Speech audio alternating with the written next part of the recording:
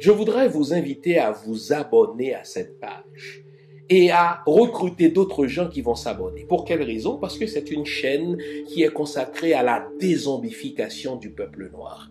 Vous savez, en ma qualité de théologien, d'historien et d'expert en management public, je décide de mettre toute mon énergie et toute l'équipe qui travaille avec moi décide aussi de mettre toute son énergie à la dézombification du peuple noir.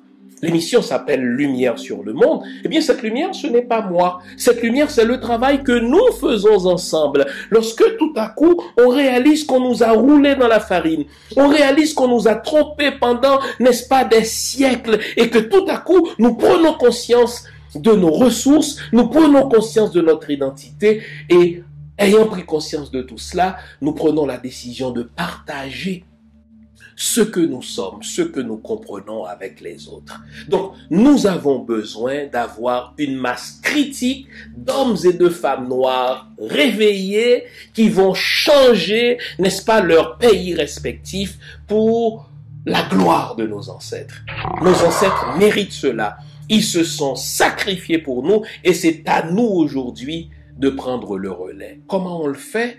On le fait en se dézombifiant et en dézombifiant les autres.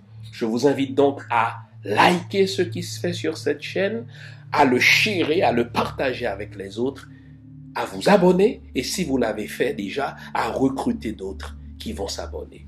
On est ensemble, on garde le moral car tant que va le moral, tout va.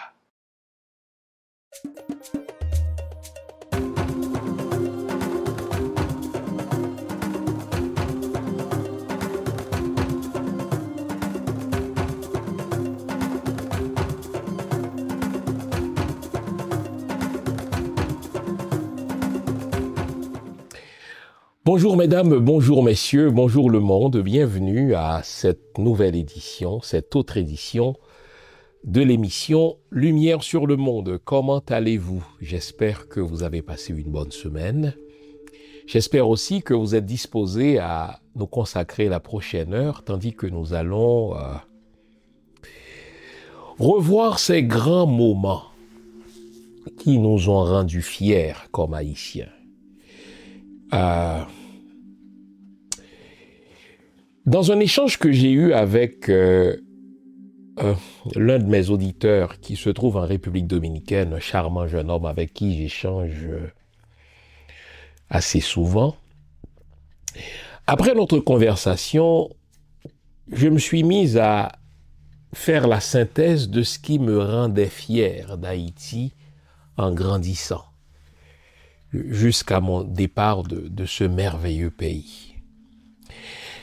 Et je pense que dans un contexte où le chaos règne, où les jeunes d'aujourd'hui se posent la question, mais pourquoi devrais-je aimer Haïti? Pourquoi nous bassiner l'idée que c'est le plus beau pays, c'est le plus merveilleux des pays? Je pense que dans ce contexte de chaos, j'ai l'obligation morale, en tant qu'aîné, je suis quand même l'aîné d'une certaine génération, de dire, mais voici ce qui nous rendait fiers, nous les quinquagénaires. Et donc l'émission d'aujourd'hui sera à bien des égards un collage de ces grands moments, de ces moments qui nous ont rendus fiers d'être haïtiens dans le sport, qui nous ont rendus fiers d'être haïtiens dans la culture, de ces moments qui nous ont rendus fiers d'être haïtiens dans la politique aussi, oui, bien sûr. Et vers la fin de l'émission, on va se dire, mais si ce pays est tout cela, que représente cette problématique de l'insécurité? Que représente ce défi de l'insécurité pour qu'on ne le relève pas, à moins qu'il n'y ait pas de volonté? Pas de volonté politique, j'entends, pour le relever, ce défi. Car pour moi, cette insécurité est plus un défi qu'un problème. Et je vais tenter tout le long de l'émission de tourner cette question d'insécurité sous l'angle du défi. Et nous verrons que nous pouvons le faire avec un minimum de volonté, nous pouvons le faire avec un minimum de vision, nous pouvons le faire avec un minimum d'élévation.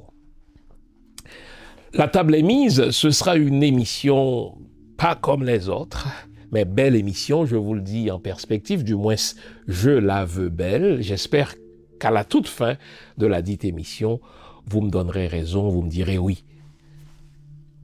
Cela aura été une très belle émission. À ce stade-ci, on ne va pas changer nos bonnes habitudes. Je vous invite à vous offrir une bonne tasse de thé, une bonne tasse de café, une bonne tasse de chocolat chaud. Bref, tout ce qui est de nature à vous garder éveillé, car aujourd'hui encore, nous allons nous dire les vraies affaires. Êtes-vous prêts à effectuer ce voyage à travers le temps dans cet Haïti qui nous rendait si fiers? À tout à l'heure, les amis. C'est convenu. Nouveau, bonne nouvelle, toutes les émissions Lumière sur le Monde se trouvent désormais en mode podcast. Cela veut dire que vous pouvez continuer à vaquer à vos occupations tandis que vous nous écoutez, où que vous soyez, dans votre voiture, à l'épicerie, au travail, en faisant vos courses ou à la maison. Toutes les émissions Lumière sur le Monde en français et en créole sont en mode podcast. Vous les trouverez sur Apple Podcast, Spotify, Podcast Index, Google Podcast, Amazon Music, Stitcher et les autres. Nous sommes partout en mode podcast. Il n'en tient qu'à vous. Nouveau, bonne nouvelle, Lumière sur le Monde est en podcast.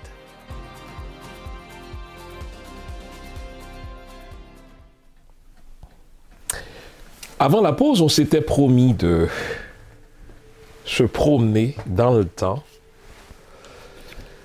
à travers cet Haïti-là qui nous rendait si fiers en grandissant. Et je vous rappelle le contexte,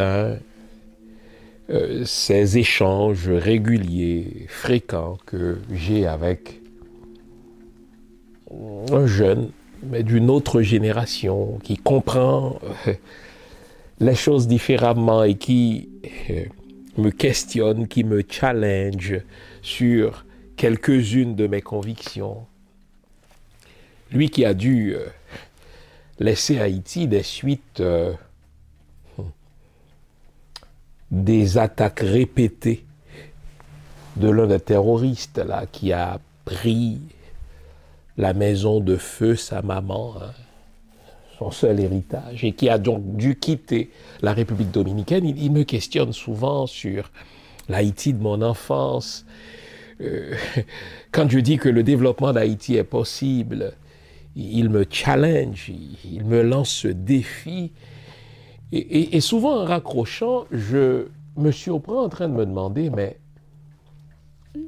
qu'est-ce qui me rend si fier d'Haïti? Qu'est-ce qui me fait croire qu'une nouvelle Haïti est possible? Qu'est-ce qui me fait croire que cet Haïti des ancêtres, l'Haïti dont les ancêtres ont rêvé, l'Haïti que les ancêtres avaient en vue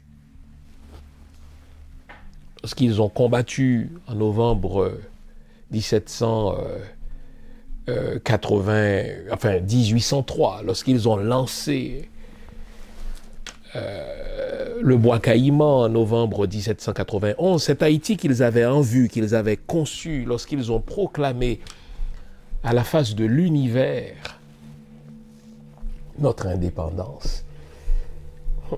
Et donc je me surprends souvent à me demander, mais qu'est-ce qui me rendait si fier d'Haïti en grandissant?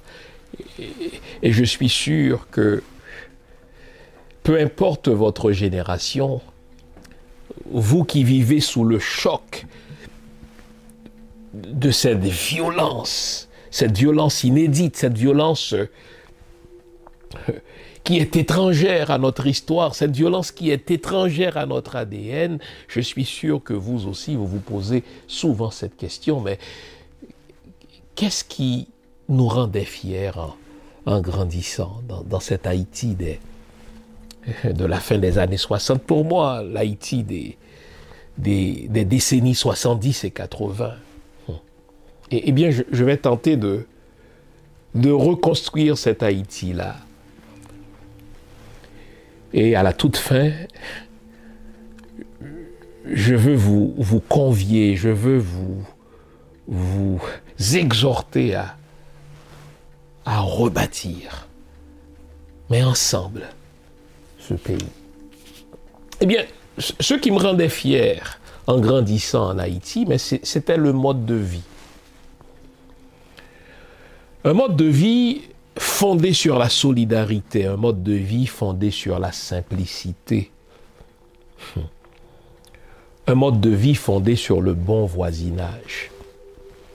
Vous savez, pour nous, les Africains ou les Afro-descendants, il y a ce proverbe, ce vieil adage qui caractérise la manière dont nous percevons la vie en société. Eh bien, le voici, ce proverbe: il faut tout un village pour élever un enfant. Et c'est avec cette mentalité-là qu'on grandit. Tous les voisins, tous les aînés sont des oncles, ils sont des tantes, on leur doit un respect égal à celui de nos parents. Et eux aussi se perçoivent une certaine responsabilité vis-à-vis de nous. Ils veillent sur nous, en présence ou en absence de nos parents. Cet Haïti qui nous rendait fiers en grandissant, c'est cet Haïti qui cultivait l'autarcie alimentaire, exemple. Moi, en grandissant, tout ce dont je me nourrissais et tout ce qui me nourrissait me venait littéralement soit de notre arrière-cour ou de la paysannerie haïtienne. Et nous étions si fiers de cela. On ne convoitait pas la diète des autres pays. On ne la trouvait pas supérieure à la nôtre. This November 21st through the 23rd, join the MRJB Family and Friends Ministry for a celebration of the first independent Black Republic. It's Haiti Unbound, third annual international weekend celebration of the historical Battle of Fetier. Starting Friday, November 21st, is the consecration prayer service at the St. Peter's and St. Paul Catholic Church. Service begins at 6 p.m. And Saturday, November 22nd, is the official gala and award celebration as we honor some of the influential figures at the Georgia Tech Hotel and Conference Center from 6 p.m. to 12 midnight. Roundtable guests to include special keynote speakers and historians, U.S. Congress 20 candidate Dr. Rod Joseph and Dr. Jean Fils-Aimé. Four-course dinner will be served on Sunday, November 23rd. Join us for the Legacy Roundtable and Partner Appreciation inside of iSpace 2 in Marietta, Georgia. Tickets are available now at eventbrite.com. For more information, call 973-280-3590. This is an event you can't miss. On grandissait dans une Haïti simple, d'une Haïti sécure, où tout était à portée de main. Le soleil, on l'avait tous les jours. Et quand il pleuvait, c'était une fête, c'était une célébration. On se laissait tremper par l'eau de pluie, même si on portait l'uniforme de l'école. Au diable l'uniforme, ce qui comptait, c'était la célébration de cette pluie. Tout pouvait devenir, en un clin d'œil, un jouet. Ah bien sûr, on aimait le foot. Mais si nos parents n'arrivaient pas à nous payer un ballon de football, un ballon en cuir, hein, c'était le Saint Graal, le sésame, mais ça coûtait cher, quoi, 4 ou 5 dollars. Et c'était un luxe pour nos parents. Mais c'est pas grave, on fabriquait nous-mêmes nos ballons. On prenait un bas, une chaussette tenait. Et on y mettait tout ce qu'on trouvait sous la main, des papiers des papiers de journal. On déchirait des pages de cahiers dont on se servait déjà, et voilà, en un clin d'œil, on avait notre ballon pour nous amuser. Ah, mais les jeunes filles tenaient. Elles s'intéressaient au foot, elles aimaient ceux qui parmi nous excellaient dans ce sport-là, mais elles avaient leurs propres jouets aussi. Elles sautaient à la corde et le soir on jouait au cache-cache en chantant toutes sortes de chansons qui nous rendaient si heureux. Nos plaisirs étaient sains. On ne connaissait pas l'alcool, on ne connaissait pas la drogue. On n'avait pas tous ces gadgets dont nos enfants disposent aujourd'hui et dont ils croient ne pas pouvoir se passer. On s'amusait avec tout. On s'amusait avec rien. Et c'est en grandissant, devenu adulte, qu'on réalise, mais ça, c'était le paradis. Ceux qui voyageaient tentaient de nous faire croire qu'il existe quelque chose de plus beau ailleurs, tentaient de nous faire croire qu'il existe quelque chose de plus merveilleux ailleurs, mais ce n'est qu'en grandissant qu'on réalise, mais on vivait dans le centre du monde, on vivait dans une merveille, cet Haïti-là. Et puisque je vous ai dit que l'émission de ce matin serait un collage, je vais vous faire écouter une musique qui illustre, qui condense tout ce que cet Haïti-là représentait pour nous.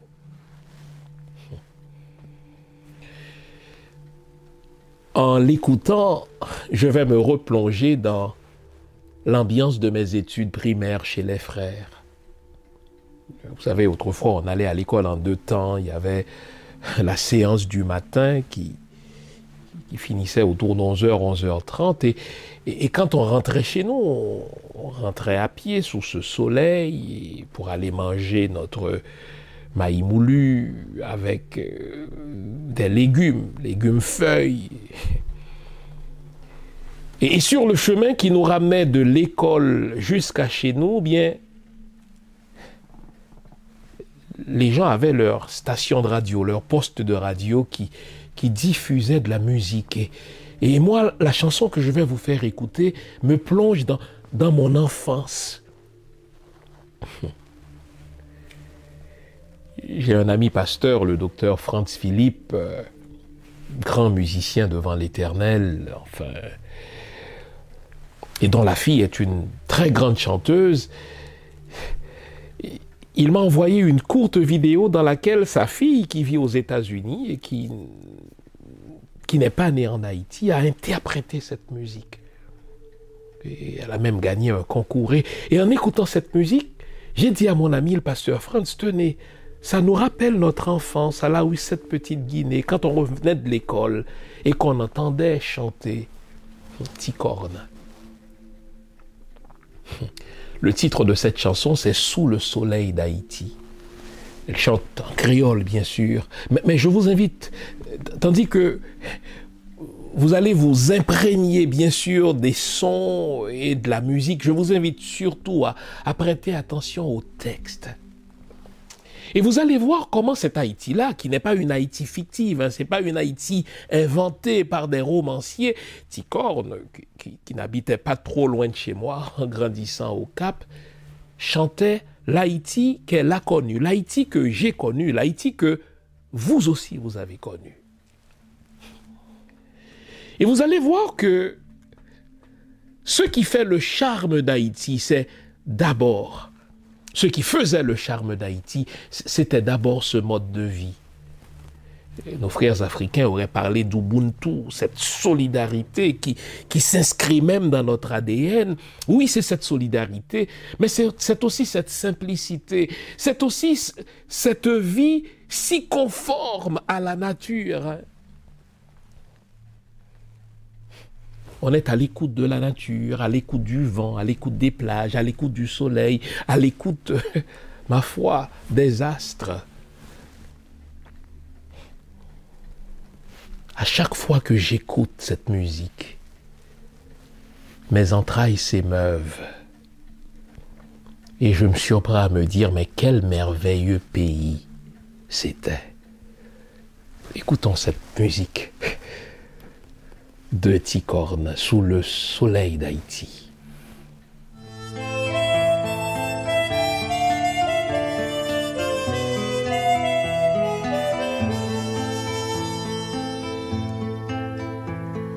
Ah, qu'il est bon, qu'il est doux d'être vivant près de vous, bien au chaud, détendu, l'esprit qui est rigolant sous le ciel d'Haïti. Oui, je l'avoue, j'en suis fière, j'en suis folle, Dieu merci, et je chante.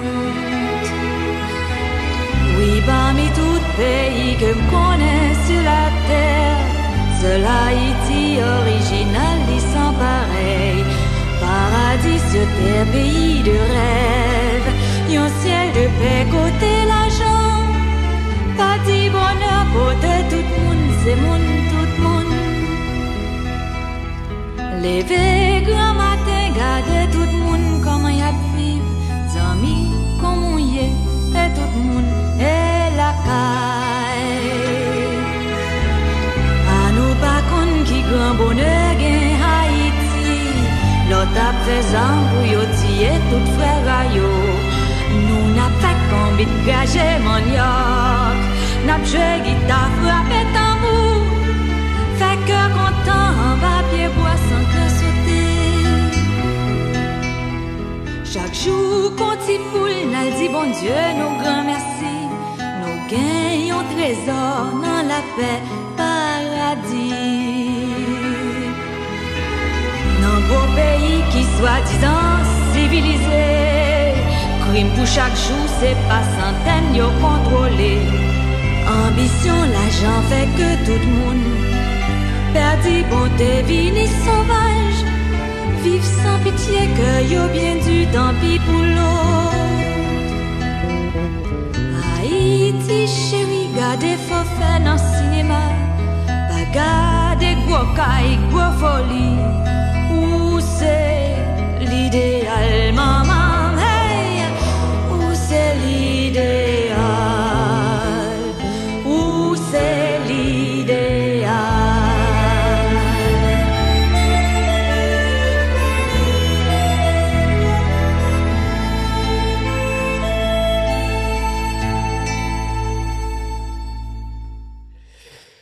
Cette musique de Ticorne me touche à chaque fois comme si je l'entendais pour la première fois. Mais revenons à quelques-unes de ses paroles. Ticorne nous dit « c'était le paradis dans la paix », car c'était en vérité cela, le paradis dans la paix. Ne fermez pas nos portes, hein? La nuit, non.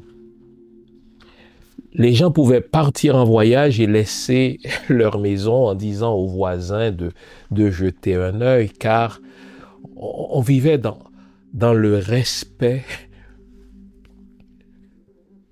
de la propriété d'autrui, on vivait dans le respect du bien d'autrui. Donc c'est un trésor dans la paix. Vous savez, lorsque l'empereur éthiopien Haïlé Sélassié a rendu visite à Haïti sous François Duvalier, en arrivant en Haïti, il a embrassé la terre d'Haïti en disant qu'il venait de toucher le centre du monde, car, ajoutait-il, Haïti, c'est ce trésor des dieux.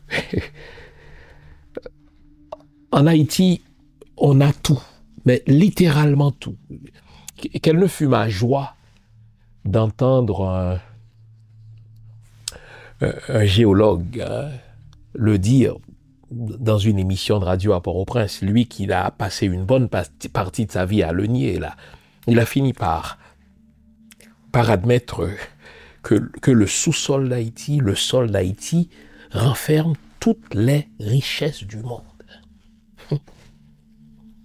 Et Victor Hugo, hein, qui n'est pas un homme ordinaire. Victor Hugo, c'est un grand mystique. Hein. C'est pas seulement un grand romancier, un grand poète, un homme d'État, là, puisqu'il était un parlementaire français. Mais Victor Hugo, c'est aussi un très grand mystique.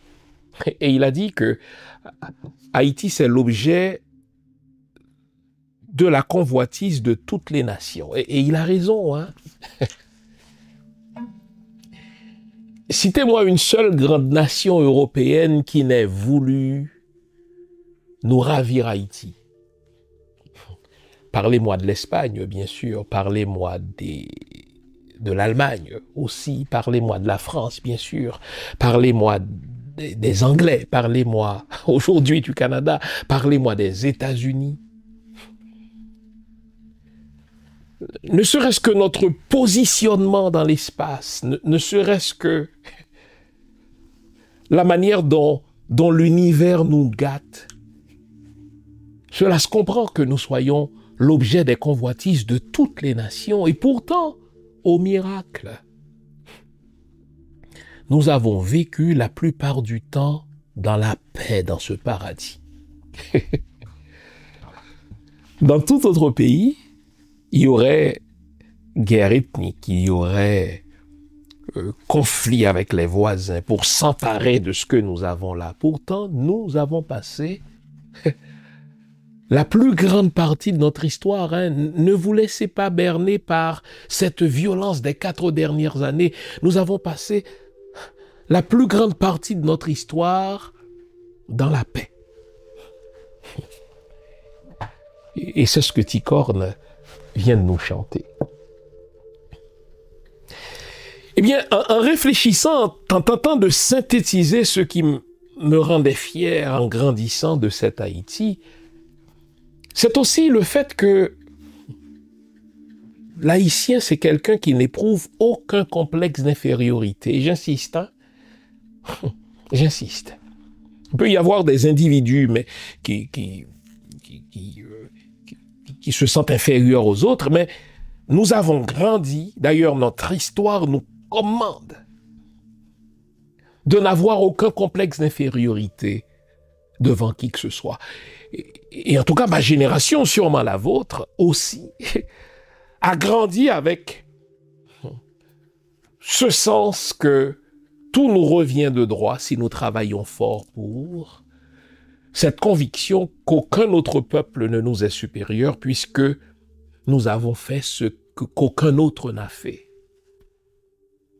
Et si vous voulez une illustration de cela, de l'Haïtien qui est sans complexe d'infériorité, eh bien, l'illustration, nous allons la chercher dans le domaine du sport. Je vais vous ramener à 1974. Ça vous dit quelque chose? Ah, si vous avez plus que 50 ans, bien sûr que ça vous dit quelque chose. Moi, en tout cas, j'avais 5 ans, mais je m'en souviens comme si c'était d'hier, parce que c'est un moment unique dans notre histoire. J'ai dit dans notre histoire, pourtant, je vais vous parler de sport. C'est la première et seule participation d'Haïti au mondial, cette grande messe du football. Haïti venait de remporter d'énormes victoires dans le CONCACAF et nous voilà maintenant dans le mondial. Et nul n'est besoin de vous rappeler que le mondial, c'est, mon Dieu, c'est la messe des grandes équipes. Et quand on dit des grandes équipes, à part quelques exceptions en Amérique comme l'Argentine, le Brésil, eh bien le football, il est d'abord européen à ce moment-là. Et Haïti se trouve justement dans ce groupe qu'on appelait groupe de la mort, où on ne vous laisse aucune chance. Et comme pour nous rendre la chose encore plus difficile, l'Italie, pendant les 2 années qui ont précédé 74, n'avait encaissé aucun but. Le filet de l'Italie était vierge. Et Haïti devait affronter cette équipe-là. Je vous cite des noms. Philippe Worbe, un Mano Sanon, un Francillon, un Pierre Bayonne, pour ne citer que ceux-là. Beaucoup d'entre eux, d'ailleurs, vivent encore, et à Montréal, d'ailleurs. Je salue le directeur de CPAM, Jean-Ernest Pierre, qui avait réuni, lors d'une célébration, ces héros de 74, pour les honorer. Hein. Et je vous disais que c'est un moment unique, et ce moment-là, c'est quelque chose de cosmique, j'insiste. Hein. C'était comme une façon par l'haïtien de signer qu'il n'éprouve aucun complexe d'infériorité et que l'impossible n'est pas haïtien. Imaginez, l'équipe de football de l'Italie n'avait encaissé aucun but pendant 2 ans. Et le gardien Zoff était perçu comme étant invincible. Et là, été 74, Haïti s'en va au mondial et marque non seulement le premier but, mais c'est le premier pays à avoir percé le filet de l'Italie après 2 ans. Bon, vous dites un but, mais attention, c'est pas juste un but, hein.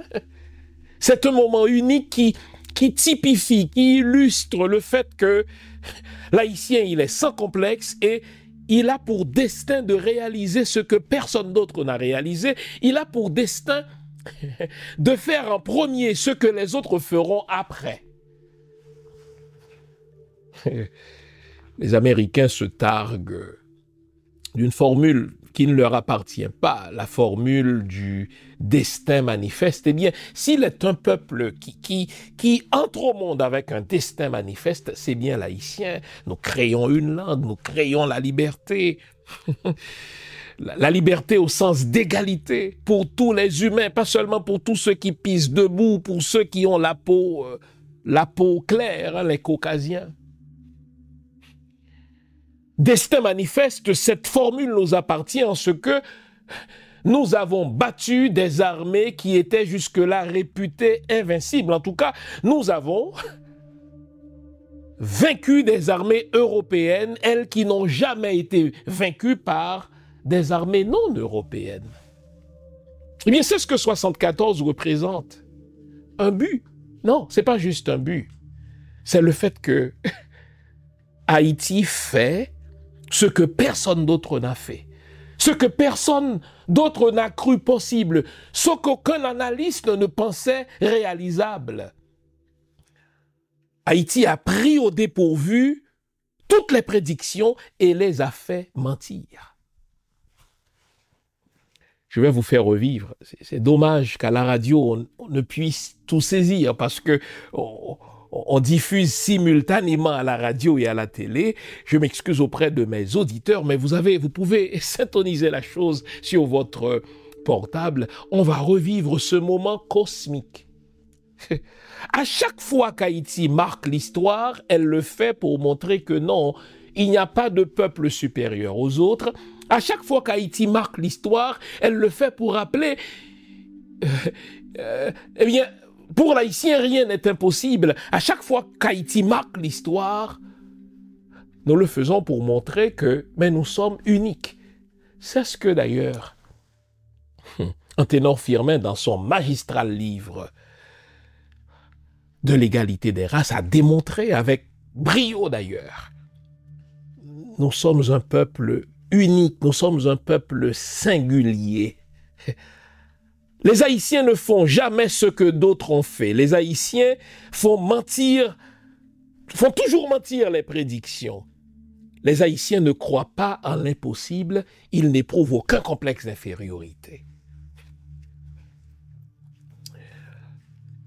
À un Napoléon Bonaparte, Toussaint Louverture disait, écoutez, vous méprisez à cause de la couleur de ma peau, mais qu'est-ce que mon génie a à voir avec la couleur de ma peau? Eh bien, le génie haïtien ne se manifeste pas seulement dans l'art militaire, dans l'art de la guerre, comme l'appelle Sun Tzu, il se manifeste dans le sport. Bien sûr qu'il y a d'excellents joueurs, qu'il y a d'excellents sportifs sous tous les cieux. Mais Haïti va exceller de manière unique. Revivons ce but. Et je vous dirai ce que ce but représente pour l'histoire de ce pays. Revivons ce moment extraordinaire, ce moment magique, le mot n'est pas trop fort, ce moment cosmique, quand Haïti a fait mentir les prédictions, quand Haïti a percé le filet de l'Italie, filet qui était vierge pendant les 24 précédents mois. À tout à l'heure. Grâce à ses performances lors des éliminatoires de la Coupe du Monde de 1974, la sélection nationale est sortie victorieuse parmi les pays participants à cette compétition qui s'est déroulée au stade Silvio XIV du 29 novembre au 18 décembre 1973. Sous la houlette de son titan Antoine Dacy, l'équipe nationale a émerveillé le monde entier avec sa génération dorée telle que Henri Francillon, Wilner Piquant, Wilner Nazaire, Ernst Jean-Joseph, Pierre Bayonne, Philippe Vaube, Guy Saint-Ville, Jean-Claude Désir, Roger Saint-Ville, Emmanuel Sanon, Claude Barthélémy, Jean-Hubert Austin, Fritz André, Eddie Antoine, Gérard Joseph, Arsène Auguste, Serge Ducos, Serge Racine, Wilfrid Louis, Guy François, Fritz Léandre, Joseph Marion Léandre. Mais saviez-vous qu'au début des années 1970, Haïti était l'une des meilleures équipes de la CONCACAF? Saviez-vous que lors de la Coupe du Monde de 1974, Haïti était le seul pays qui représentait l'Amérique du Nord, l'Amérique centrale et les Caraïbes? Saviez-vous que pour son premier match le 15 juin 1974, face à l'Italie, Emmanuel Sanon a scoré et a mis fin au record d'invincibilité de Dinozof après plus de 1142 minutes sans encaisser de but? Saviez-vous qu'Henri Francillon, gardien de l'équipe nationale, a été désigné meilleur gardien du premier tour de cette Coupe du Monde 1974, éclipsant des gardiens comme Dinozof, Sepp Maier, Emerson Leao, malgré ses 14 buts encaissés contre l'Italie, la Pologne et l'Argentine? Saviez-vous qu'en raison de ses bonnes performances, le club allemand de 2e division Munich 1860 l'a embauché à l'époque pour garder son but? Saviez-vous qu'Emmanuel Sanon, après cette Coupe du Monde, avait décroché un contrat en Belgique à Anvers, où il avait été sacré champion en 1979? Saviez-vous qu'en 1994, le journal français France Football a inclus le nom d'Emmanuel Sanon dans une liste des 100 joueurs qui ont marqué l'histoire de la Coupe du Monde? Cette liste a été confirmée à nouveau quelques mois avant le Mondial 2018 en Russie. En définitive, Haïti a un passé glorieux dans le football. Profitons-en pour vendre Haïti d'une autre manière et préparons-nous déjà pour la prochaine Coupe du Monde.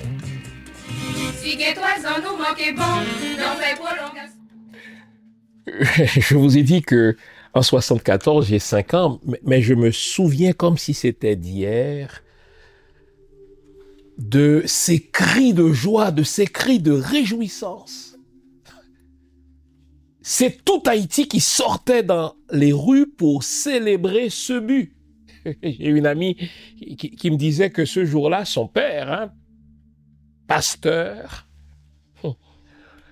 prêtre méthodiste, a marqué le but avec Sanon. La famille était assise devant le petit écran et lui, voulant marquer le but de Sanon avant Sanon, il a foutu un coup de pied à l'écran et voilà, adieu écran de télé.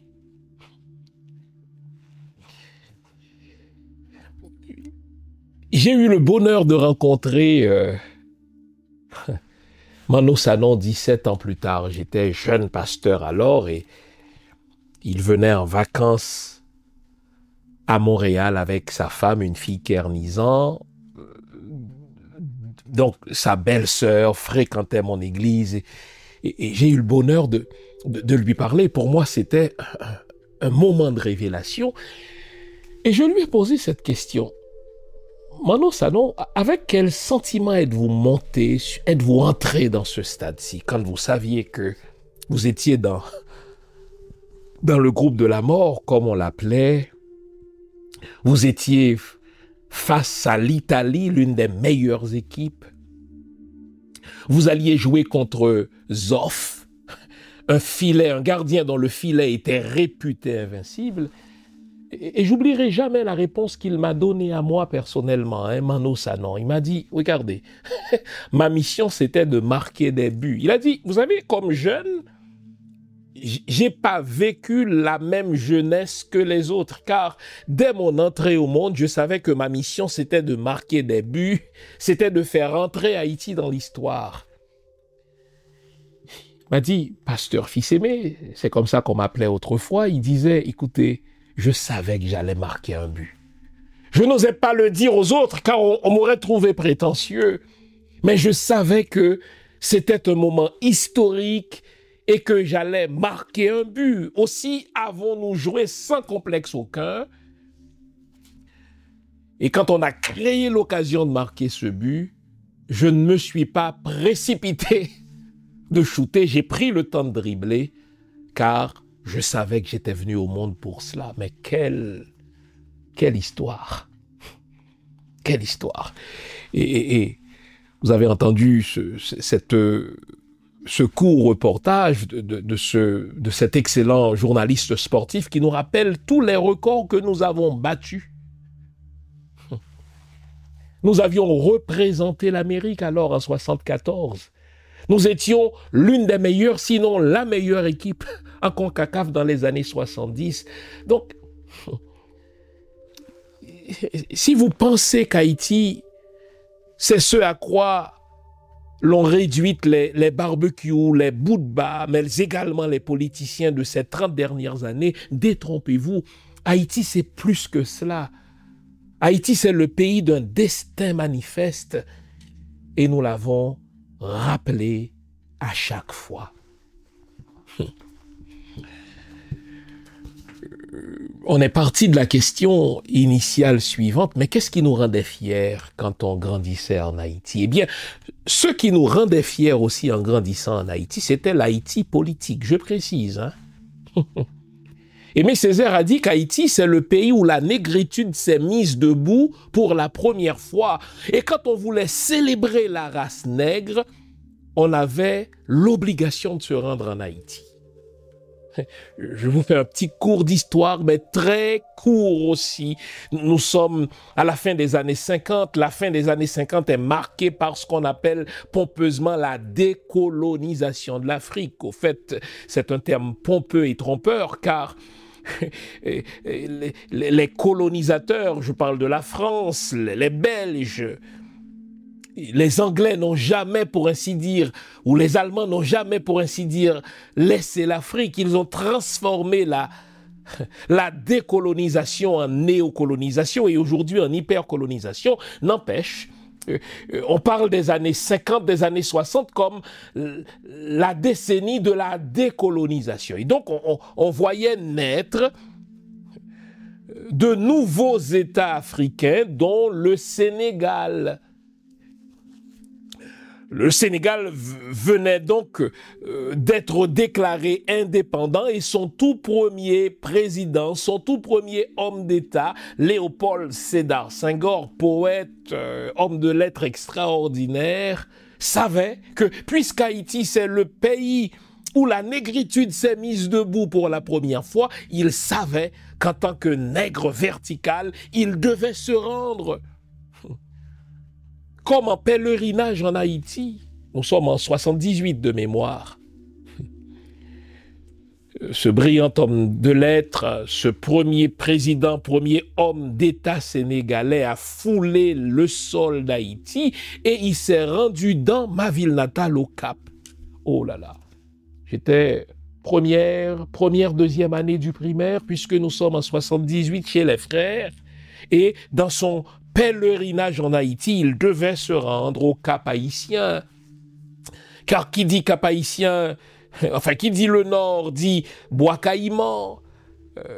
Ce congrès politico-mystique où tous les nègres présents, où toutes les races, où tous les pays nègres présents à Saint-Domingue devaient s'entendre politiquement et mystiquement pour botter le cul aux armées européennes. Ils savaient qu'ils devaient se rendre dans le Nord pour se recueillir sur la terre de ses ancêtres.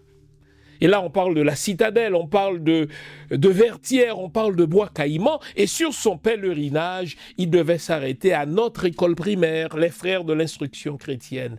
Oh là là, c'était la grande affaire, hein? C'était la grande affaire.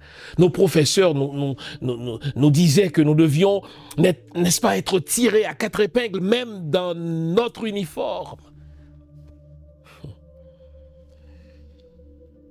Et nous devions nous mettre en rang pour serrer la main à ce grand monsieur, Léopold Sédar Senghor. Et pour moi, c'était un moment de pur bonheur que de me tenir devant lui. Imaginez, j'avais quoi, 7 ans? De me tenir devant lui pour dire « Ah, mais c'est lui Senghor ». Mais mieux, les amis, ce moment fut marqué par le discours de l'un des plus grands orateurs d'alors, le préfet Claude Vixamar. On ne parle pas de ces crétins d'aujourd'hui qui improvisent n'importe quoi, qui disent n'importe quoi. C'était un moment marquant où le premier chef d'État sénégalais devait se rendre dans le premier État nègre d'Amérique, là où la négritude s'est mise debout pour la première fois. Et imaginez, enfants, nous sommes dans la cour des frères de l'instruction chrétienne. La nation recevait ce digne fils de l'Afrique qui s'est rendu dans l'extension de l'Afrique en Amérique, je parle d'Haïti. Et là, Claude Vixamar a mis le paquet pour ce discours d'hommage à Léopold Sédar Senghor. Eh bien, l'Haïti politique nous rendait aussi fiers. Bien sûr que nous vivions sous la dictature, mais dictature ou pas, l'Haïti d'alors n'était pas la risée du monde. Cet Haïti-là était respecté de tous. Les Européens eux-mêmes s'y rendaient pour se recueillir, pour voir ce pays qui a fait la différence. Les peuples opprimés s'y rendaient, tel à la Mecque de la liberté, tel à la Mecque de la politique. C'est ce que nous représentions encore. Et là, nous sommes en 1978. Pour vous faire revivre ce moment, je vais vous faire entendre un extrait de ce brillant discours de ce grand tribun Claude Vixamar. Et dans mon Cap natal, on grandissait sous l'érudition ou à l'ombre de l'érudition de si grands orateurs. Je parle d'un François Gaillot à la cathédrale, d'un Mario Valsin à l'église baptiste et d'un Claude Vixamar à la préfecture. Les amis, écoutons cet extrait de ce discours, un grand moment. Et en grandissant, on se disait, ah, si un jour on doit faire de la politique, ce sera avec une telle hauteur, un tel panache, un tel rayonnement. Écoutons cet extrait de ce discours de Claude Vixamar livré lors de la visite de ce premier chef d'État sénégalais dans le contexte de la décolonisation de l'Afrique. Ce grand homme de lettres, ce grand poète, mais ce chantre de la négritude qui fut accueilli en Haïti par le préfet du Cap haïtien, Claude Vixamar. Ah, c'est un moment de grande fierté pour nous. Revivons ce moment, les amis.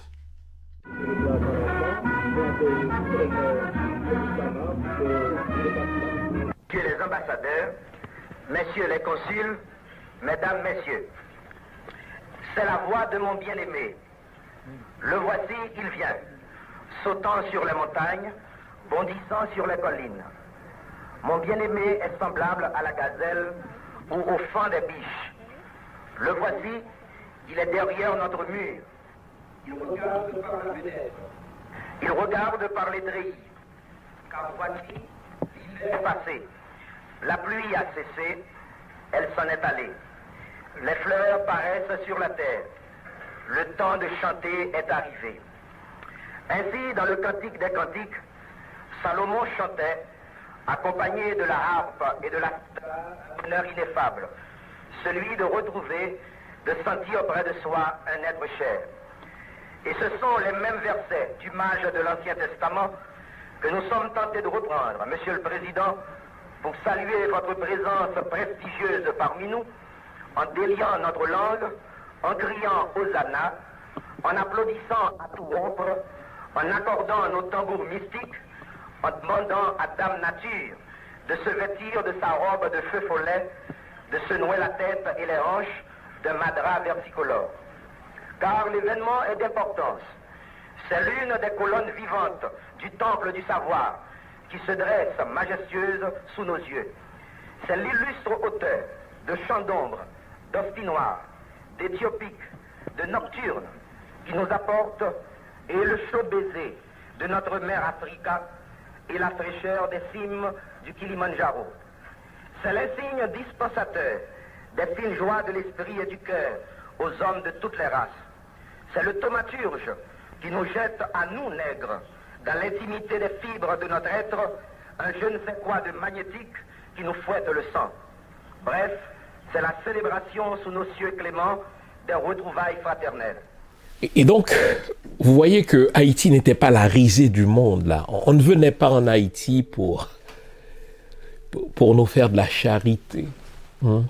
This November 21st through the 23rd, join the MRJB Family and Friends Ministry for a celebration of the first independent Black Republic. It's Haiti Unbound, third annual international weekend celebration of the historical Battle of Fetier. Starting Friday, November 21st, is the consecration prayer service at the St. Peter's and St. Paul Catholic Church. Service begins at 6 p.m. And Saturday, November 22nd, is the official gala and award celebration as we honor some of the influential figures at the Georgia Tech Hotel and Conference Center from 6 p.m. to 12 midnight. Roundtable guests to include special keynote speakers and historians, U.S. Congress 20 candidate Dr. Rod Joseph and Dr. Jean Fils-Aimé. Four-course dinner will be served on Sunday, November 23rd. Join us for the Legacy Roundtable and Partner Appreciation inside of iSpace 2 in Marietta, Georgia. Tickets are available now at eventbrite.com. For more information, call 973-280-3590. This is an event you can't miss. Au contraire, Haïti aidait les autres. Haïti était synonyme de rayonnement. Et donc nous sommes dans ce moment où Haïti a marqué l'histoire une fois de plus, février 76. J'ai commis un lapsus tout à l'heure en laissant tomber 78, c'est plutôt 76. Et donc je suis en première année du primaire. Et voilà que, depuis les années 40 d'ailleurs, tous ceux qui s'intéressaient un peu à l'histoire, tous ceux qui s'intéressaient à une certaine idée de libération, à une certaine notion de liberté, devaient se rendre en Haïti, car c'était la Mecque de la liberté, c'était la Mecque de la fierté. L'Haïti qui nous rendait fiers en grandissant, c'est l'Haïti combative. Ah oui, je suis né sous la dictature de François Duvalier, j'ai grandi sous la dictature de Jean-Claude Duvalier, mais on ne s'enlisait pas dans la chose. Les Haïtiens sont connus pour être des combattants. Haïti est connu pour sa combativité. N'allez pas croire que les 29 ans de dictature de Duvalier se déroulaient comme dans un fleuve tranquille. Le peuple se battait toujours contre la répression, contre la dictature, contre la corruption. Et nous étions en ceci, nous, population travaillée par des journalistes qui cultivaient la conscience patriotique chez nous. Ce n'étaient pas les vendeurs de micros d'aujourd'hui. C'est des gens qui, au micro, se sentaient investis d'une responsabilité, celle d'indiquer au peuple le bien et de l'aider à aimer le bien, à détester le mal. Ces gens qui étaient au micro étaient investis d'une responsabilité, celle de combattre au prix du sang la dictature. Et donc c'est cette Haïti-là qui nous rendait fiers, cette Haïti dans laquelle on retrouvait des journalistes dignes de ce nom, c'est-à-dire des influenceurs, des intellectuels organiques, c'est-à-dire des gens qui prenaient fait et cause pour la population. Et quand le fruit était mûr, à la faveur de ce meurtre de ces 3 jeunes écoliers de la ville des Gonaïves, la population haïtienne a dit basta. Je m'en souviens comme si c'était d'hier. Hein? Moi, en grandissant, j'avais jamais vu une grève d'étudiants. Hein? La dernière grève d'étudiants que le pays avait connue remontait à l'époque de Papadoc. Et donc moi, en grandissant, en finissant mes études primaires et en abordant mes études secondaires, j'avais jamais vu une grève nationale. Et voilà, c'est ce qu'on allait vivre. Nous sommes en décembre 1985. Partout à travers la ville, on voyait des graffitis sur les murs à Bas-du-Vallier. Bon Dieu, on tremblait là. Nous tombions sur des tracts qui nous lançaient des mots d'ordre de ne plus mettre le pied à l'école en janvier 86, hein, c'est-à-dire on est allé en vacances de Noël en décembre 85. Notre conscience de jeunes Haïtiens était travaillée par des journalistes consciencieux, non par des vendeurs de micros, disais-je. Et on savait qu'en décembre 85, on n'allait pas retourner à l'école jusqu'à ce que Jean-Claude Duvalier parte. Voyez-vous? C'est un peuple de sacrifice. Quand vous demandez à des parents haïtiens de ne pas envoyer leurs enfants à l'école, c'est beaucoup leur demander. Mais là, personne ne se plaignait. On avait une cause noble, faire tomber la dictature. C'est ainsi qu'il y a eu une longue grève d'étudiants de décembre 85 jusqu'en février 86. Hein, normalement, on devrait retourner à l'école en janvier 86. Non, basta. On ne retournait pas à l'école jusqu'à ce que Duvalier soit parti. Et au 7 février 86, nous avons remporté cette victoire. Deuxième indépendance, chantions-nous avec un peu de naïveté, mais cela n'aurait pas été possible, n'était l'engagement des journalistes, n'était l'engagement de ces hommes de micro qui ne vendaient pas leur âme pour un plat de lentilles, qui s'engageaient en sachant qu'ils pouvaient faire de la prison, qu'ils pouvaient être assassinés, ce qui fut le cas pour beaucoup d'entre eux. Et pour leur rendre hommage dans cette émission Collage, qui synthétise ce qui nous rendait fiers en grandissant en Haïti, je vais donc vous faire écouter cette musique de Radio Soleil, là. À chaque fois qu'on entendait cette musique, on savait que là, il y avait une nouvelle, il y avait une analyse, il y avait une parole qui allait ébranler la dictature. Et pour nous, cette musique, c'est comme un hymne à la fin de la dictature, mais c'est aussi un hommage à tous ces grands journalistes. Je ne veux pas les citer tous au risque d'en manquer quelques-uns, et souvent on en manque les meilleurs. Mais revivons ce temps qui nous rendait si fiers. Parce que tous les matins, tous les midis, tous les soirs, on écoutait Radio Soleil ou d'autres stations de radio engagées qui prenaient fait et cause pour le bien, qui prenaient fait et cause pour le peuple, le vrai, contre ceux qui étaient au pouvoir et qui pratiquaient la mort et la répression. Écoutons cette musique et revivons le bon vieux temps, pour ainsi dire. À tout à l'heure. L'aime par ouais soleil là.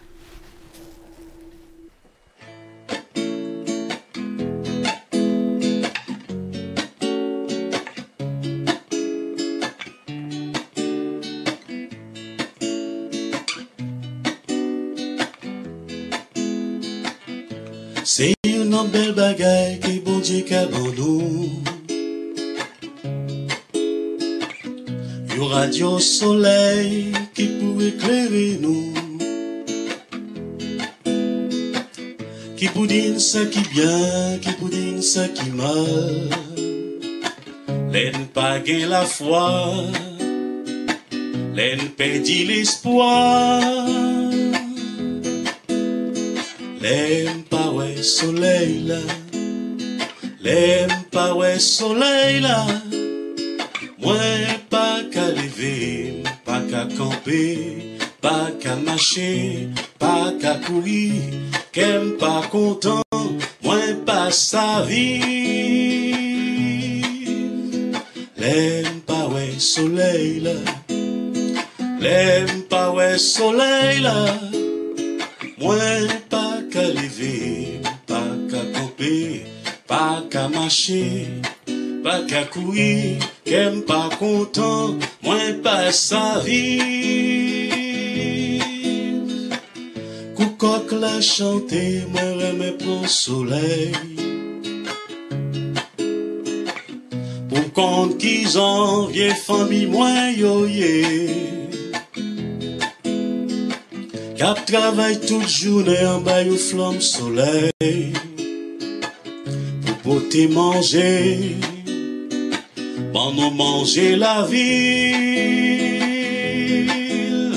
l'aime pas ouais soleil là, l'aime pas ouais soleil là, moi pas qu'à lever, pas qu'à camper, pas qu'à marcher, pas qu'à courir, qu'aime pas content, moi pas sa vie, l'aime pas ouais soleil là, les amis. L'aime pas ouais soleil là, moi pas qu'à lever, pas qu'à camper, pas qu'à marcher, pas qu'à courir, qu'aime pas content, moi pas sa vie.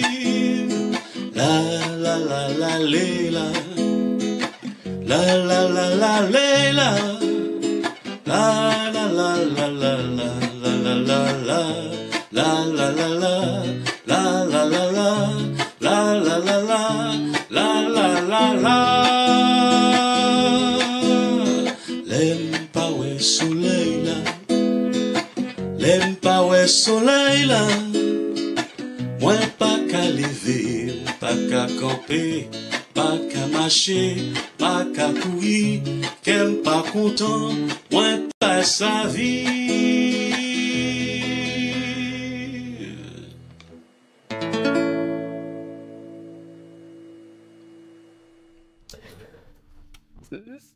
L'époque ou bien le moment de la chute de la maison du Valier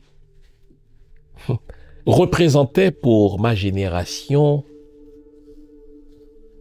un moment d'espoir, mais tous les espoirs étaient permis. Je revois encore par la pensée avec quel dévouement, avec quel enthousiasme, dans tous les quartiers, on balayait les rues. La rue était devenue le salon du peuple. Hein. Vous voyez ces déchets, ces immondices qui s'amoncellent dans à peu près toutes les villes d'Haïti, en particulier dans la ville du Cap, ce qui me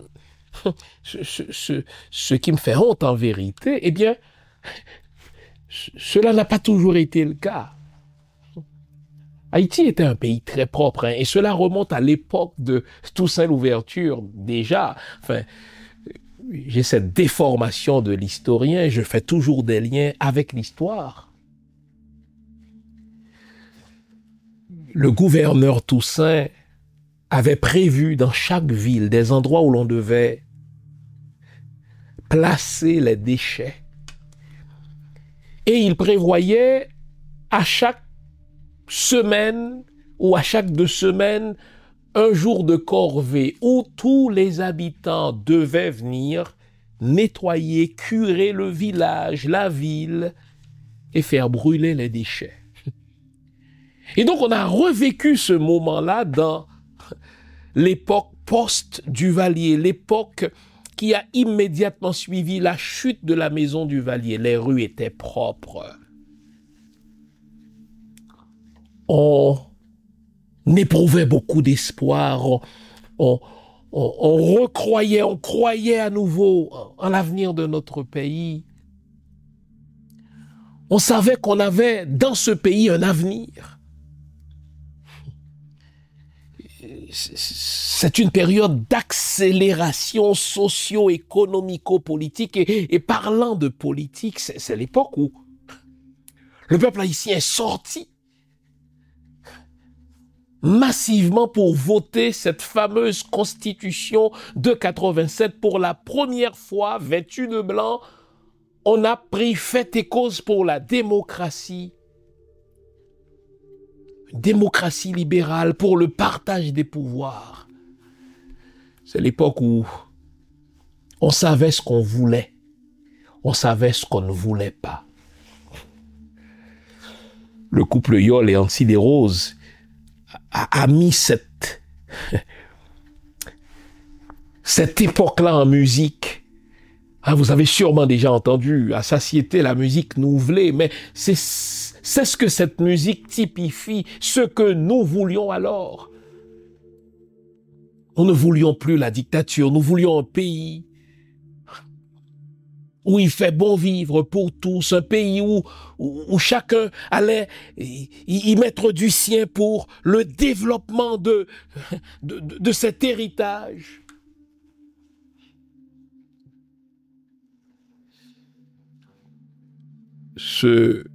Cette musique, ce morceau nouvelé, c'est pas seulement une musique, c'est un moment politique.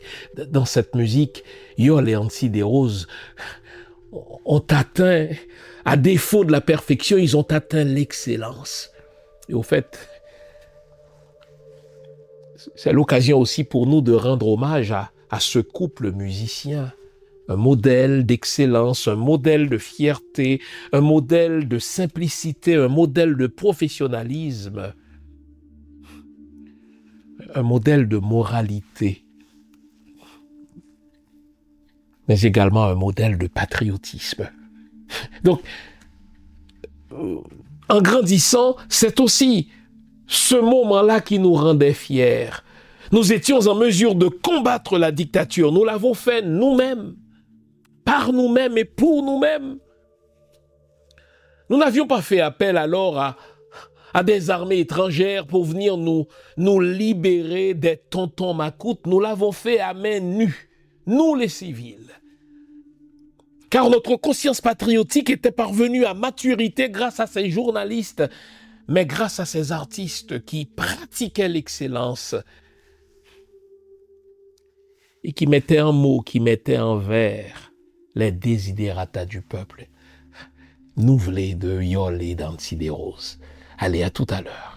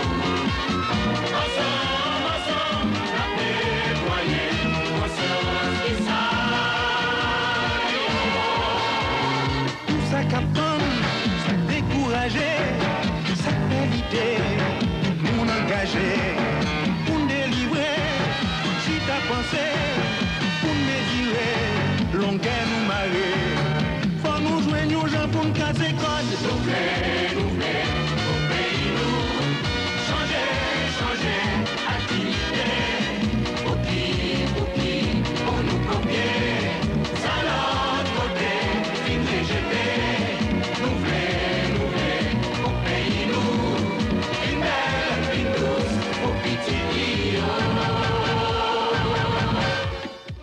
Cette musique, les amis, c'est un moment, c'est un condensé des aspirations du peuple haïtien. J'aime à dire que les artistes, les vrais, ce sont les prophètes de notre temps. En quelques minutes, ce chanteur et cette chanteuse ont exprimé tout ce que le peuple haïtien a toujours voulu dans son histoire. Tout. En même temps, ils nous ont dit, mais voici la voie à prendre si on veut y parvenir. Cette musique est sortie en 87. Et vous voyez à quel point elle est encore pertinente. Vous voyez à quel point elle nous jette en pleine gueule nos échecs. Mais en même temps, elle nous dit, mais voici ce qu'on aurait pu faire, ce qu'on aurait dû faire si on ne voulait pas en arriver là.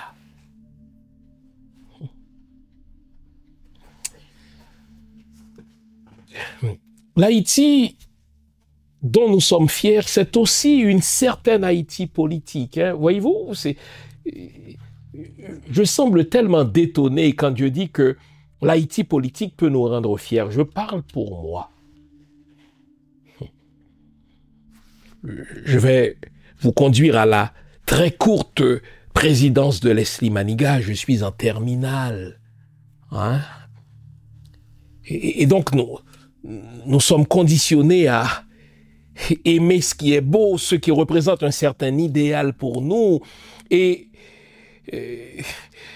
même si nous avons grandi avec une certaine mentalité, voulant que la politique soit laissée aux autres, parce que la politique c'est une affaire sale, mais il restait quand même en nous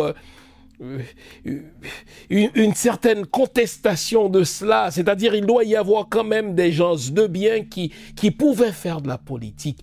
Et moi je fus servi par cette image d'un Leslie Maniga et d'un Louis Noisin. Louis Noisin, il est moins connu que Leslie Maniga, puisque il était sénateur du Nord, il était même le président du Sénat haïtien, donc potentiellement président de l'Assemblée nationale. Et j'oublierai jamais cette image, chers amis, elle marque mon esprit. Le premier ministre de l'administration de Leslie Maniga allait présenter son discours d'orientation politique au Parlement haïtien. Et donc, le président du Sénat haïtien, le docteur Louis Noisin, l'a accueilli. Et après cet événement, j'ai vu le docteur Louis Noisin marcher côte à côte avec le président Leslie Maniga. Mais quelle belle image! Le président du pouvoir législatif marchant côte à côte avec le président de la République et je me posais la question en tant que jeune adolescent, mais qu'est-ce qu'il pouvait bien se dire? Ah mais admettons que nous étions à des années-lumière de l'image d'un Joseph Lambert ou d'un Yuri Latortue qui vont négocier de l'argent pour acheter des petits poissons ou bien de l'argent pour si vous voulez, conditionner leur vote. Non. Nous avions là deux hommes d'État. Un homme d'État à la personne de Louis Noisin, un autre homme d'État à la personne de Leslie Maniga. Écoutez, vous pouvez tout reprocher à Leslie Maniga. Nous avons tous des défauts, mais on ne peut pas lui reprocher son manque de patriotisme. Pour moi, ces deux messieurs typifient ce que c'est que de se sacrifier pour la patrie. Je n'ai pas besoin de vous dire que Leslie Maniga a renoncé à des postes avantageux en terre étrangère, en Europe, en Amérique latine, où il a enseigné, même aux États-Unis. C'est quand même quelqu'un qui a enseigné à Hopkins. Le docteur Louis Noisin, qui était le président du Sénat haïtien, a renoncé à des postes de doyen aux États-Unis. D'ailleurs, lorsqu'il est revenu aux États-Unis, après son passage en politique, rapidement, une université en Floride l'a recruté comme doyen. Voilà, me disais-je, l'exemple de fils d'Haïti qui renoncent à des postes en terre étrangère pour venir servir. Je n'ai pas dit pour venir se servir. Je n'ai pas dit pour venir regarnir leur compte. C'est des gens qui ont renoncé à des avantages pécuniaires en terre étrangère, à des avantages sociaux de toutes sortes pour venir servir le pays. Parce qu'ils disaient c'était la patrie. Je dis, en grandissant, moi, comme quinquagénaire, il y avait des moments de fierté politique. Sous Maniga, en tout cas, on avait un certain protocole. Sous Maniga, on avait un certain sens du professionnalisme dans la gestion de l'État. Et j'ai à la mémoire, d'ailleurs, je vais vous faire revivre cela, ces nombreuses conférences de presse du président Maniga au Palais National, où la presse du monde entier se bousculait au portillon pour entendre cet érudit. Et quand le président Leslie Maniga présentait une conférence de presse, c'était une tempête d'érudition, c'était une tempête de la pensée, c'était une tempête de géopolitique, d'analyse, de politique nationale et internationale, c'était de la politique de haute voltige, comme on dit, c'était de la high politics. Loin de ces nains d'aujourd'hui qui ne savent même pas pourquoi ils sont là et qui se demandent comment ils sont parvenus jusque-là. Il y a eu des moments de fierté politique en Haïti, car on a déjà eu des gens très compétents à la tête du pays.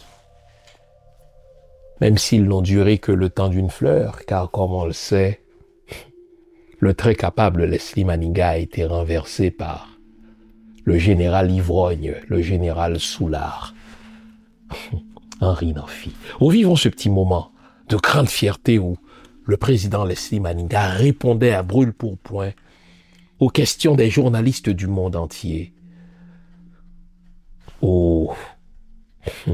à des questions plutôt brûlantes d'actualité tant nationale qu'internationale.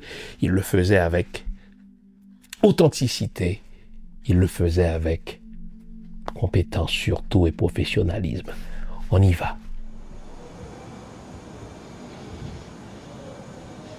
Mesdames, Mesdemoiselles, Messieurs, bienvenue une fois de plus dans cette maison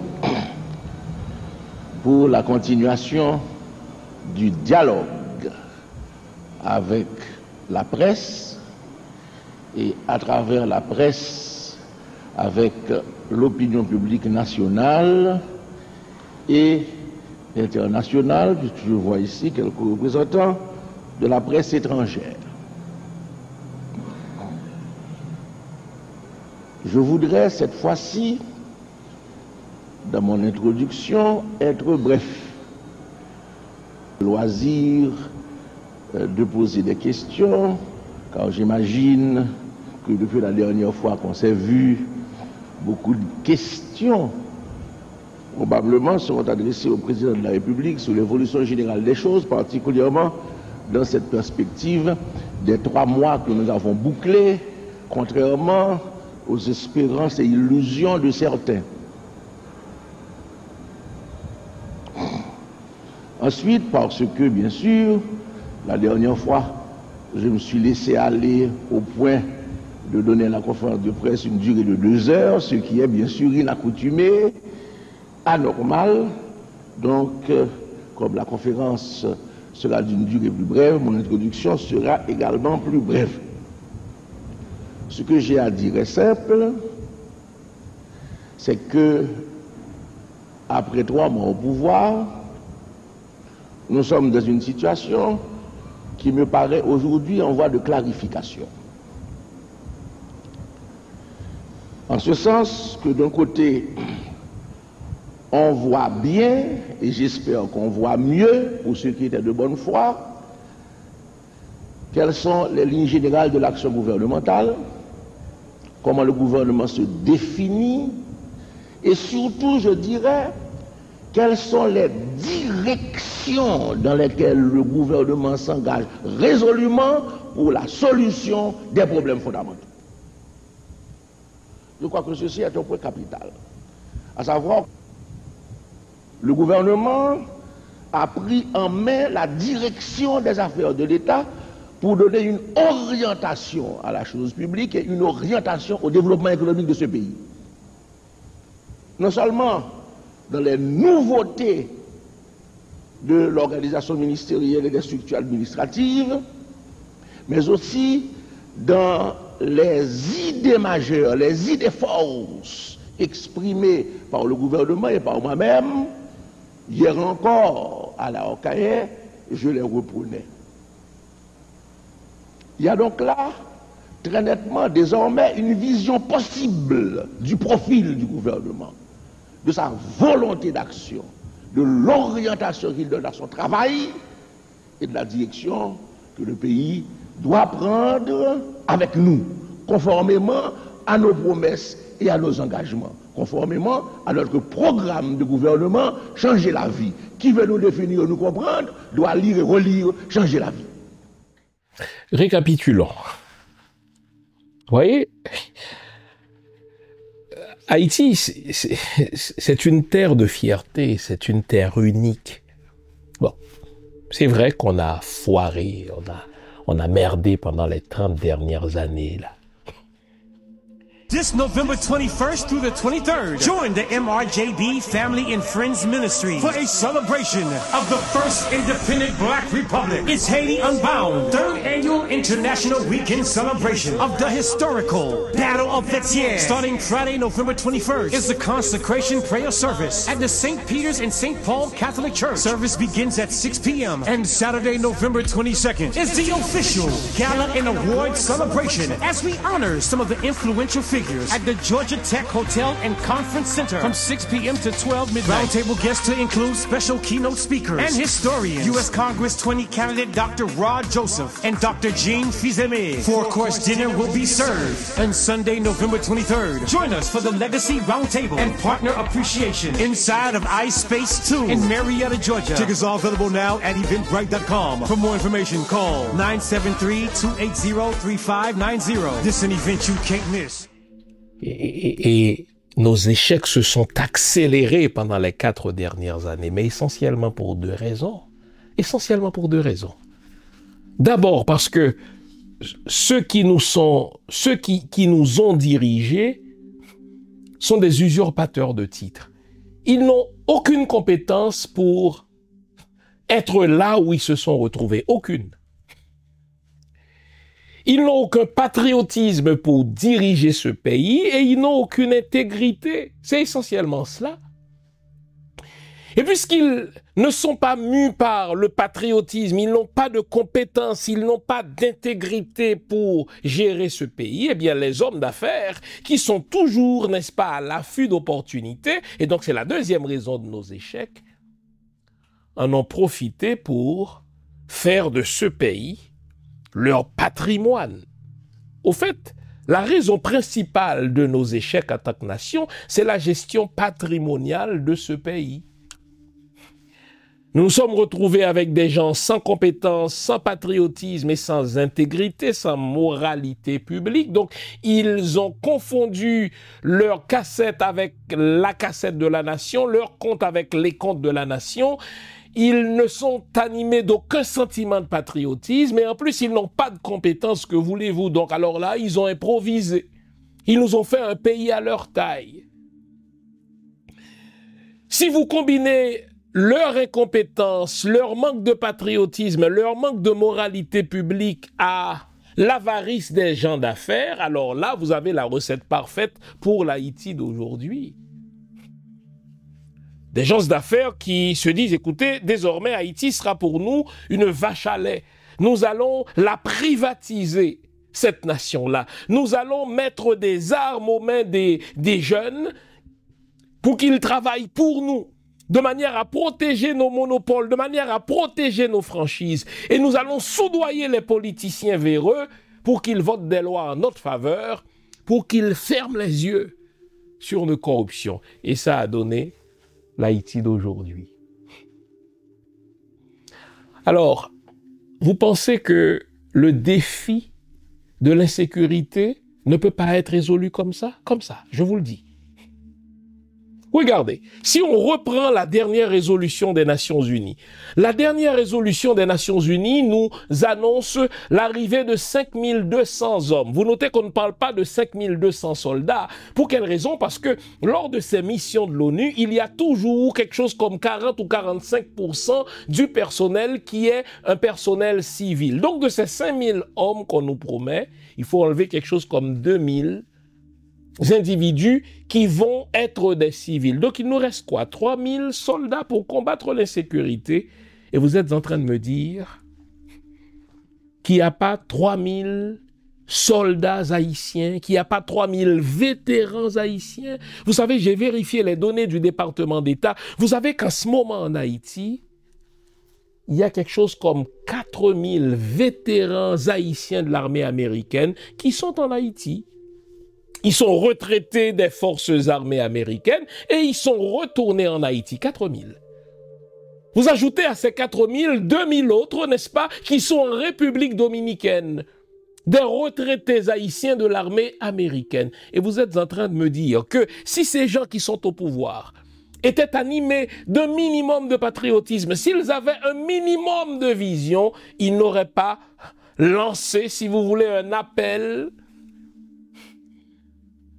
pour recruter ces vétérans-là qui aiment Haïti de toute leur âme, qui sont prêts à s'engager. J'ai assisté dernièrement à une rencontre avec quelques vétérans haïtiens qui sont sensibilisés à la chose. Et voici ce qu'ils ont dit. Avec 2000 soldats, nous pouvons régler, nous pouvons soulever le défi de la sécurité en un mois. Et en 4 à 6 semaines, nous sommes en mesure de former 50 000 jeunes qui seront de grands tireurs, des tireurs d'élite. Et à long terme, nous sommes en mesure de mettre sur pied, de former une véritable armée pour protéger notre espace maritime, notre espace aérien et notre territoire. Chers amis, les ressources sont là. Ce qu'il nous manque, c'est la volonté politique. Il est plus rentable pour ces guignols qui sont au pouvoir d'aller quémander l'aumône sur la tribune des Nations Unies, d'aller quémander l'aumône devant le Conseil de sécurité. Aidez-nous, envoyez-nous 5000 hommes, car nous n'avons aucun Haïtien qui puisse nous régler ce problème. Vraiment?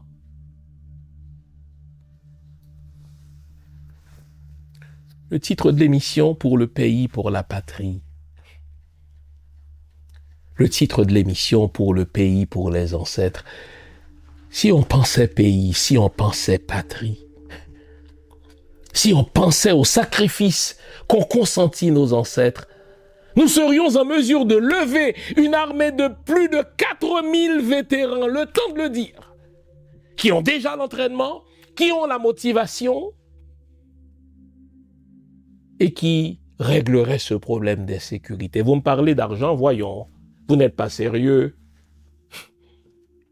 Haïti perçoit $1,50 sur chaque transfert d'argent qui se fait depuis la diaspora. Dites-moi, avez-vous entendu quelques rapports que ce soit sur ces fonds qui sont censés être désignés pour l'enseignement?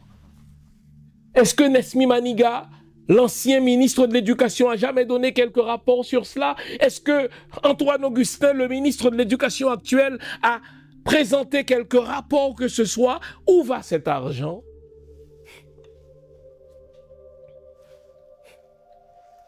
Avons-nous besoin de 30 millions, de 85 millions pour acheter des armes qui seraient recommandées par ces vétérans et qui sont prêts à régler le problème en 30 jours? Je vous ai dit, pas plus tard que la semaine dernière, j'ai assisté à une rencontre sur la sécurité tenue par des vétérans haïtiens en un mois. Mais ils ne peuvent pas y arriver comme ça, ils ne peuvent pas débarquer comme cela. Autrement, ce serait une invasion de territoire, cela relèverait du terrorisme. Il nous faut des gens qui sont au pouvoir, qui les invitent à le faire. Et en un clin d'œil, cette violence qui nous a pris par surprise, cette violence qui ne s'inscrit pas dans notre ADN, cette violence qui ne fait pas partie de notre culture de peuple, de notre mode de vie. En un clin d'œil, ce problème serait réglé. Tout ce qu'il nous manque, c'est ce patriotisme. Tout ce qu'il nous manque, c'est cette vision christophienne. Tout ce qu'il nous manque, c'est cette verticalité. Que l'on pense au-delà de ses propres intérêts personnels, que l'on pense patrie, que l'on pense pays. Ce défi de l'insécurité peut être résolu si l'on le veut vraiment. J'espère que cette émission, ce collage, comme j'aime à l'appeler, vous aura été utile. Vous découvrirez donc qu'il y a de quoi être fier de ce pays. Nous ne devons pas nous laisser enfermer dans ces 4 dernières années. Ce n'est qu'un épisode, un très mauvais épisode. Travaillons à l'émergence de nouveaux leaderships. Travaillons à l'émergence de nouveaux hommes et de femmes d'État qui vont penser pour le pays, pour la patrie, pour le peuple et pour les ancêtres. Et nous réaliserons que cet épisode de barbecue, de bout de bas, de machin et de que sais-je encore, n'aura été qu'un bref épisode. Car ce pays ne peut pas mourir. Ce peuple ne disparaîtra pas. Car nous avons comme destin manifeste de faire ce que personne n'a fait. Nous avons comme destin manifeste de faire mentir les analyses, de faire mentir les prophéties, les prévisions. Nous sommes Haïti. Et pour Haïti, rien n'est impossible. J'espère vous avoir été utile. On garde le moral. Car tant que va le moral, tout va. Au revoir. Je vous laisse avec la même musique avec laquelle nous avons commencé. Sous le ciel d'Haïti, chanté par Ticorne. Bonne semaine, les amis. Et partagez cette émission, je vous le demande pour une fois. Au revoir.